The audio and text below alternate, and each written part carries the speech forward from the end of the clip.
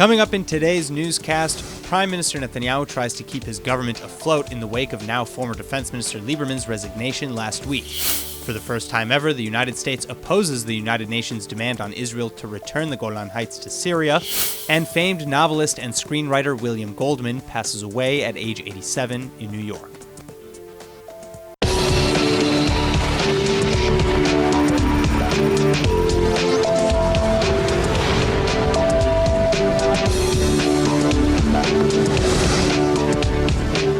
It's been just 4 days since Avigdor Lieberman resigned from his post as defense minister and pulled his party out of the ruling coalition, and Prime Minister Netanyahu is still scrambling to keep the government in one piece. But a perfect storm has begun to brew, leading most to start bracing for early elections. First, the next national elections are mandated anyway for November 2019, but now that Lieberman and his Israel Beitenu party left the coalition with a slim 61-seat majority, cabinet ministers Golan and Bennett have started to rally for early elections. And many right-wing Israelis agree that with no clear majority or direction in the Knesset, an election may indeed be the best move. Second, between a controversial budget cut, clashes over military enlistment, and a host of other bills on the Knesset floor, the unity of the remaining parties in the coalition is legitimately in question. Still, Netanyahu has for now taken up the defense ministry position for himself and will attempt to at least keep the government from collapse until his term comes to an end. And Likud officials agree with him, saying that, quote, "We have a nationalist government that could continue for another year," and that the smaller parties in the coalition are behaving irresponsibly by creating unnecessary instability. Joining me now in the studio with more on the crisis in the coalition is Moshe Feiglin, the chairman of the Zehut Party. Moshe, thank you so much for coming in. So my first question is, are we heading to an election? Do you think we're heading to elections, or do you think that Netanyahu will somehow manage to pull something out, a rabbit out of the hat and solve this crisis? Even if it will happen, then we'll have the election 3-4 months November, later. So yeah. It doesn't really matter. So we're facing an election. You don't think that that it makes any difference to move those elections up by half a year? Politically, or maybe it seems like it makes some difference for Netanyahu because he's working very hard to do that. I don't know.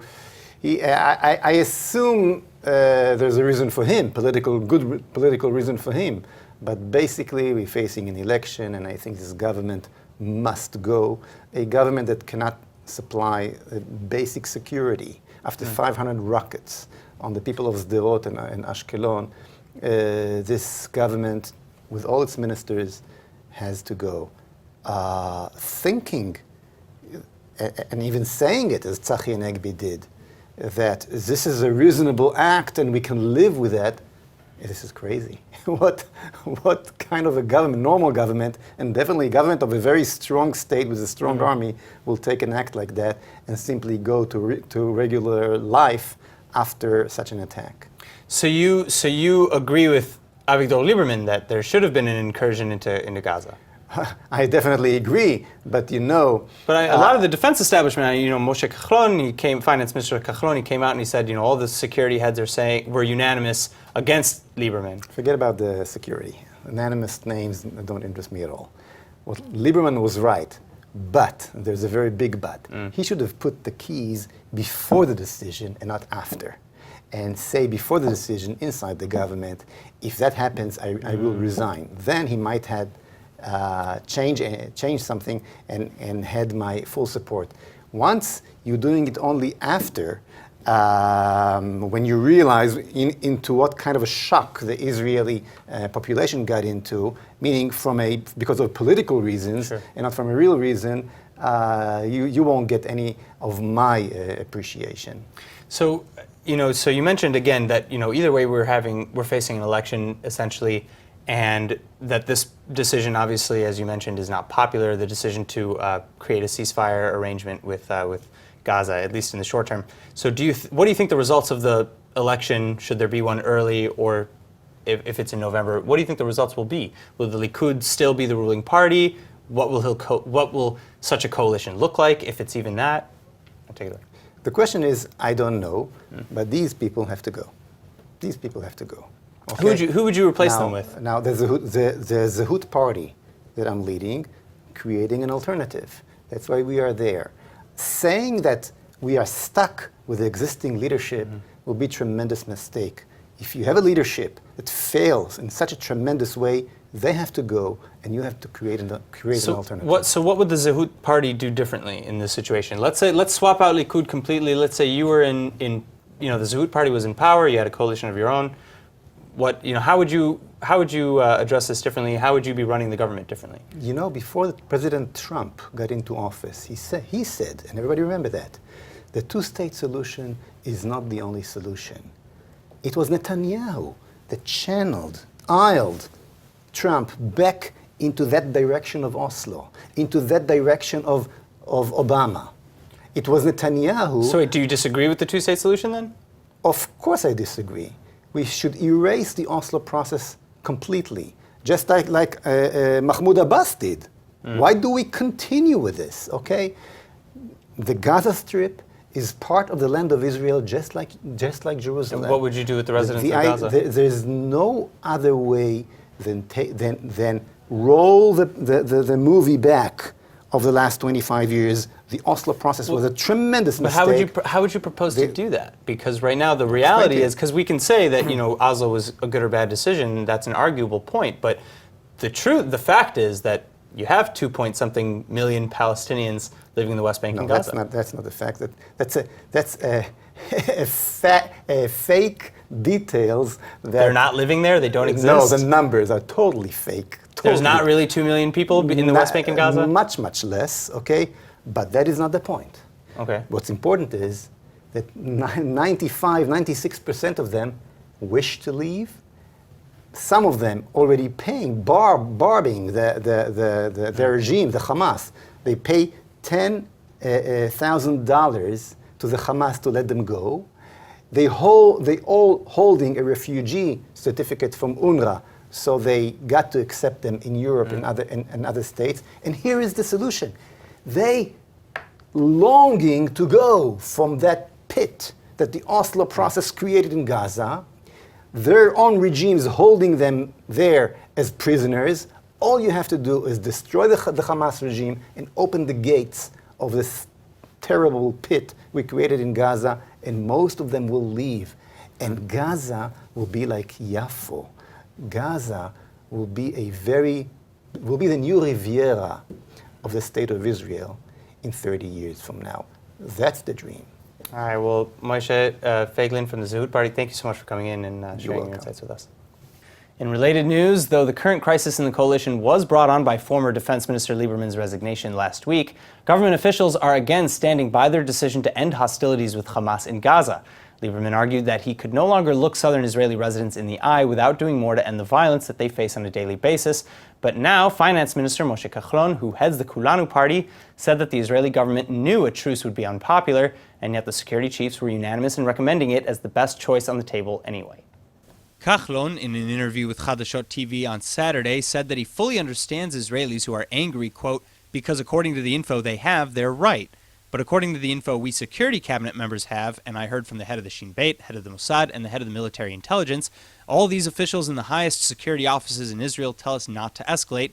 I'm inclined to accept their opinions, end quote. The recent tensions flared up last weekend after an Israeli operation in the Gaza Strip was exposed, leading to a firefight in the southern village of Khan Yunis. An Israeli lieutenant colonel was killed and another officer was injured in the crossfire, and at least 7 Palestinian militants, including a senior terror tunnel builder, were also killed. What followed, though, was an assault of at least 460 rockets into southern Israeli cities within just 25 hours. At least 50 Israeli civilians were injured, and a Palestinian father of 6 was also killed in the mortar fire after a rocket struck and collapsed the building he was in. Israel, in turn, targeted roughly 160 sites and structures connected to the Hamas and Palestinian Islamic Jihad terror groups until finally calming tensions on Wednesday. The United States has just made headlines at the United Nations again on Friday after rejecting for the first time a United Nations General Assembly resolution demanding that Israel return the Golan Heights to Syria. The call to return the Golan is made often, and this weekend it was brought up again along with 8 other resolutions condemning Israel for various alleged crimes against the Palestinians. But while the United States typically abstains from these votes, this time a decisive choice was announced. Israel captured the Golan Heights during the 1967 Six-Day War and annexed it afterwards. The international community largely condemns this annexation, and the United States shared the same view, but refrained from demanding Israel return it out of security concerns. And now, United States Ambassador to the UN Nikki Haley went one step further by, quote, addressing the elephant in the room, end quote. She said the United States will no longer abstain when the UN engages in its useless annual vote on the Golan Heights. Quote, if this resolution ever made sense, it surely doesn't today. She continued that not only is the resolution biased against Israel, but, quote, the atrocities the Syrian regime continues to commit prove its lack of fitness to govern anyone. The destructive influence of the Iranian regime inside Syria presents major threats to international security. ISIS and other terrorist groups remain in Syria, and this resolution does nothing to bring any parties closer to a peace agreement, so the United States will vote no, end quote. Syrian officials claimed the decision is further evidence that the United States is no longer the Middle East mediator it suggests itself to be, but that nevertheless it was not a surprising result. The resolution in the end totaled 151 votes in favor to 2 against, 14 abstentions. The United Nations Relief and Works Agency, or UNRWA, is also again slamming the United States this weekend after agency head Pierre Cranbuel announced Thursday that 118 more jobs had to be cut. 500 contracts were also reduced from full to part-time, and this is after the United States halted all funding to the Palestinian Refugee Agency in August. Critics of UNRWA in Israel and the United States claim the agency perpetuates the Israeli-Palestinian conflict by educating anti-Semitic and anti-Israel concepts in schools, by hosting and hiring terror-affiliated staff members, and by claiming that the descendants of Palestinian refugees are themselves refugees as well. The last reason alone is why there are today at least 7 times more Palestinian refugees than there were in 1948, when they were supposedly expelled from their lands, and this is despite at least 2 generations again having now been born and bred in their host countries.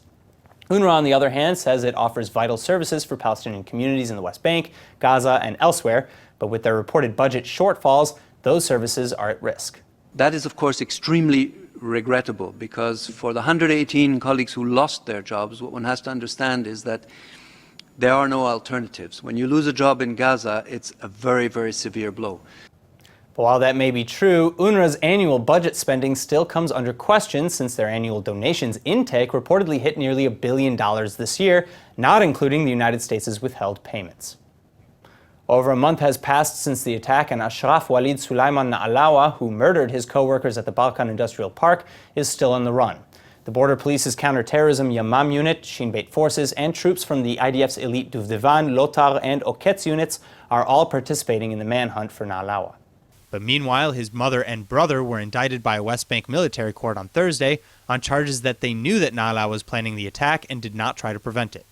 The IDF spokesperson's unit released a statement that read, quote, 2 weeks before the attack, the terrorist indicated that he intended to carry out an attack and die as a martyr, end quote. And according to the indictment, his mother knew that he had gathered weapons and was training to use them. Further, she allegedly informed Na'alawa's brother about his intentions to carry out the attack and die as a martyr. Still, the military statement said that neither of them attempted to contact authorities or prevent the attack. Additionally, Na'alawa's brother is also being charged with obstruction of justice after hiding footage from the family's home security cameras. Multiple other suspects have also been indicted on similar charges. And finally, the IDF has ordered the partial demolition of the family home after a request by the Na'alawa family against the demolition was rejected. The demolition of the building was limited to the basement and ground floor in which Na'alawa lived. Speaking of things that stink, just in time for World Toilet Day, Ben-Gurion University has just published the results of a pilot study showing that raw human excrement can potentially be converted into a safe, reusable fuel as well as a nutrient-rich fertilizer. And Now TV's Doriel Mizrahi has the story. Hey Aaron, so crazy as this sounds, researchers at BGU refined a process using HTC to heat solid human waste in a special sort of pressure cooker to create a safe, reusable biomass fuel that resembles charcoal. And just last year, BGU actually did another study, which is pretty similar, with promising results using turkey and other poultry excrement instead of our own. All right, well, it sounds incredible because I imagine the solution addresses a few problems facing, the so-called modern and developing worlds both. So that's actually my question. What challenges does this help overcome specifically? That's actually a really good question, but in short, it helps both sanitation and growing energy needs, and that's no small thing. According to the Bill and Melinda Gates Foundation, 4.5 billion people lack basic sanitation services, and millions of people, mostly in rural areas, relieve themselves in open fields, contributing to that issue. Also, energy independence is scarce in many parts of the world, so if human waste is treated properly, then the areas most in need would really be able to address both of these issues at once. All right, well, as I understand it, this technology sounds like it'll definitely change the game, Yeah. not just in developing countries, but right here in Israel and in the rest of the Western world too. You know, water, sanitation, and fuel are global problems. So I'm just happy knowing that yet another environmental solution is now on the way. Dorian, thank you for telling us about it. Thanks for having me, Aaron. International entertainment company Netflix is under fire this week after a new project set in Tel Aviv was revealed to be in production in Jordan. The Desert Motion Pictures production company is handling the filming, and at least 50 locations throughout Amman, Jordan, are set to be included. Now, reports are still unclear regarding whether the production is a new Netflix film or a series, but what we do know is that it's based in Tel Aviv. Yet, for reasons still unknown, rather than filming on location, or at least in Israel, the crew chose neighboring Jordan. License plates on cars and street signs were swapped for their Israeli and Hebrew counterparts in photos and videos that spread on social media, much to the displeasure of Jordanian citizens. And some Jordanian activist groups even challenged how the crew was given permission to film in the first place, after reports revealed some local actors were told they may have to dress as Israeli soldiers. So while Israel and Jordan enjoy a peaceful border and a nearly 25-year-old treaty, many Jordanians clearly still strongly oppose what they call normalized ties with Israel. Time will tell how this story plays out. Any company can put money and time into advertisements and marketing for their company, but not many can predict the long-term effect that their ad campaign may have, let alone exactly how much it contributes to their return on investment. And that's where Trend Demon comes in. They help companies analyze their content, and today we have with us Avishai Sharon, the CEO and co-founder of Trend Demon, here to tell us all about it. Avishai, thank you so much for coming in. Thanks, Aaron, for having me. Tell us about Trend Demon. Tell us, what kind of analytics we're talking about and how that translates to your consumers. Sure. So my personal background was heading a marketing agency for many years, and one of my biggest struggles was how do I prove our value and our effort to our customers, and how do you connect the impact of what we call content marketing to business goals, to sales. Okay. And when we couldn't find an easy way to show that correlation, 3.5 years ago we went ahead and founded Trend Demon to help companies do just that, connect their marketing efforts, which today rely mostly on content, right? You want your audience to consume valuable content as opposed to just advertising. The big challenge is how do you attribute those efforts to sales? Yeah, how do you know what is actually contributing to anything anyway? Like, how do you know, hey, I did this ad and this is what gave me X amount of sales bump? So there's a prior problem. How do you actually map the customer journey? How do you actually track those different touch points into one picture? So this is the first thing we do. We look at all the different touch points that a customer has had over his life cycle, and we ask the question not just where did they come from, but how deep was their engagement? Did they actually watch the video? Did they actually read the article?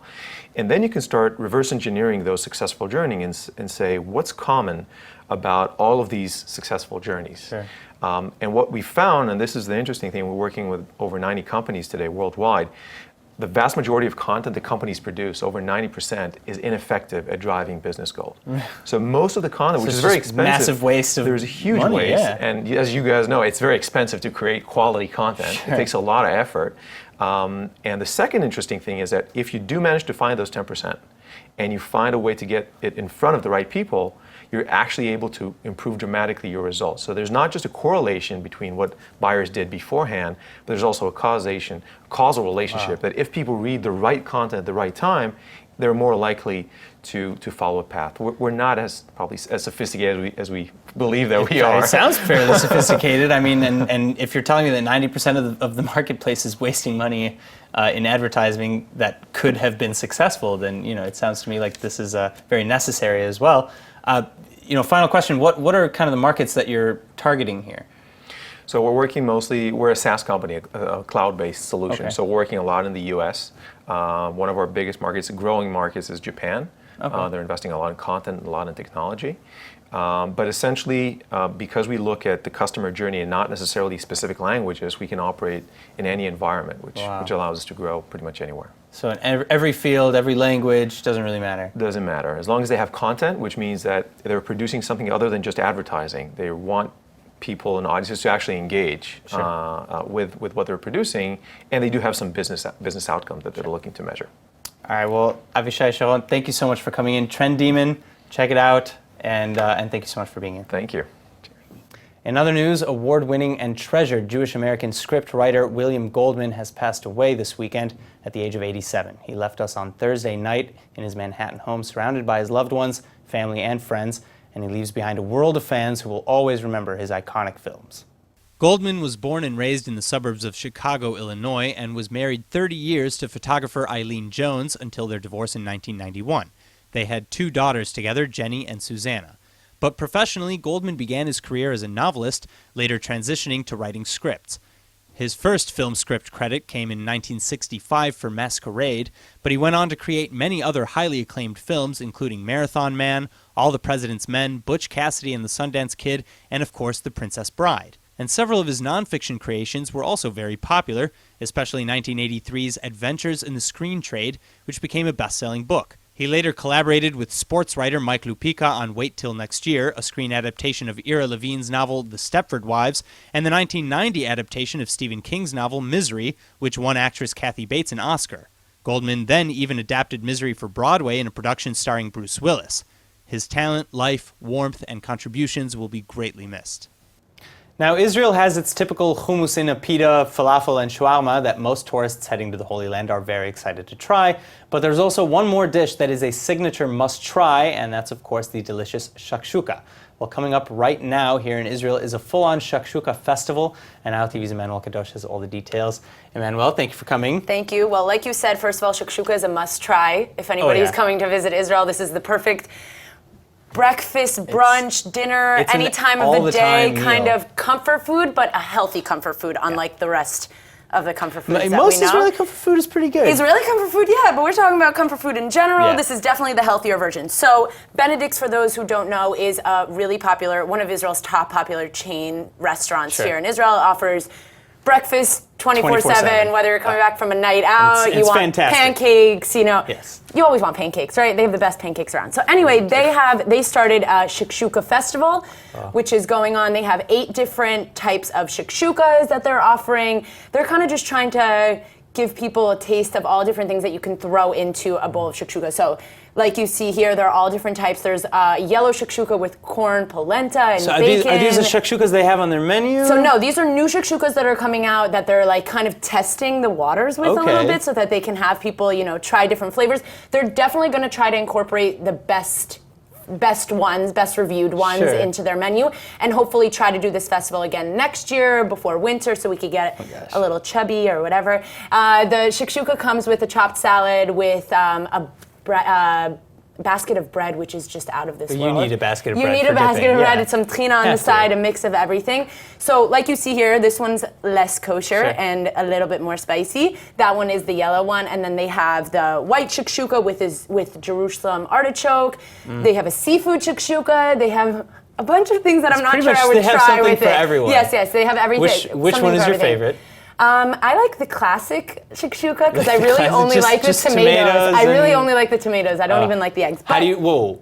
You just said I don't like the eggs. I know. I have to stop you there. I know. Because I was going to ask how you like your eggs. Nope. And the response, I don't like them, is not one I expected. I like the bread with the spicy onion / tomato / peppers. But for you to know, since you're clearly a Shakshouka fan, you should definitely check it out. It's ending December 2nd, so you still have a little bit of time, but it's open 24/7. So. And this is like at any participating Benedict? Yes. Incredible. All right, well, Emmanuel, thank you for coming in Thank and having everybody get excited. That's really great. Yes. Thank you. Thank you. And now for our Hebrew word of the day. We heard earlier about a new way to make the most of your marketing, so today's word is in fact marketing, or shivuk. Marketing, or shivuk, is the action of promoting and selling products or services off and online in the advertising world, and there is a huge shivuk or marketing tech industry here in Israel. Now, usually when we think of offline marketing or shivuk, we think about billboards and magazine ads, while online shivuk or marketing is more about banners and emails that are disturbing you on social media space. But if you do marketing or shivuk just right, then your clients and customers will actually want to learn more. So if you're interested in the world of shivuk, I recommend Seth Godin's book, Permission Marketing. See what I did there? Let's go ahead and take a look at the weather forecast. Tonight should be partly cloudy and pleasant with a low of about 63 or 17 degrees Celsius. Then tomorrow you can expect partly cloudy skies and a slight rise in temperatures to a high of around 78 or 26 degrees Celsius. And that's it for today's news. Today's exchange rate is 3.71 shekels to the American dollar. Remember to sign up for our daily newsletter at iltv.tv, and don't forget to follow us on Facebook at Israel English News and on Twitter at ILTV News. I'm Aaron Porras. Thank you for watching.